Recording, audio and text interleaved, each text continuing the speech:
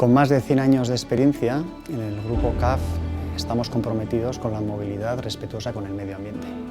Somos más de 16.000 empleados, con presencia en más de 60 países, y ofrecemos una amplia gama de soluciones y servicios que incluyen proyectos llave en mano, trenes de todo tipo, autobuses, componentes y sistemas de señalización. En primavera del 2022 inauguramos el Mass Transit Hub. Esta iniciativa es el resultado de un proceso de intraemprendimiento, donde identificamos una nueva oportunidad de negocio en el segmento de la señalización metropolitana. Gracias a la gran especialización y conocimiento tecnológico del grupo, fuimos capaces de identificar el potencial de una nueva solución en un segmento en crecimiento.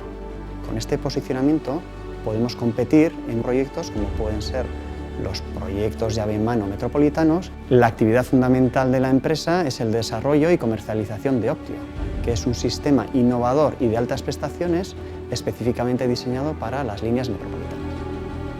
Optio, gure azpiegituretako segurtasuna eta fidagarritasuna nabarmen hobetzera dator. Teknologia guzti hauek garatzeko altxura bera, egun pertsonako lantalde ikertzaile talde bat sortu dugu.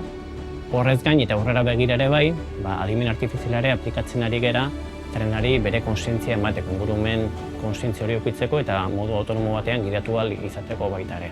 Proiektuetan segurtasuna bermatzea oso garrantzitsua da. Horregatik laborategian digitalak ditugu, froga guzti horiek exekutatu eta bermatzeko proiektuetan egiten segurtasuna eramaten dugu.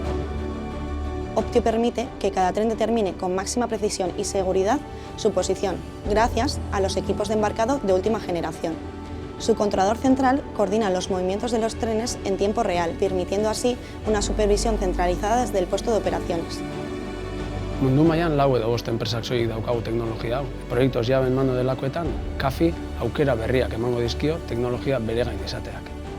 Baina Mass Transit Hubaren helburua inteligentzia artifizialean, 5G, 6G komunikazioetan, zibersekuritatean eta baita gidaritza automatikoan erreferente bilakatzea da. Bizkaian eta Euskal Herrian aurkitu dugun ekosistema oso egokia da eta espero dugu bide luze eta emankorra izatea.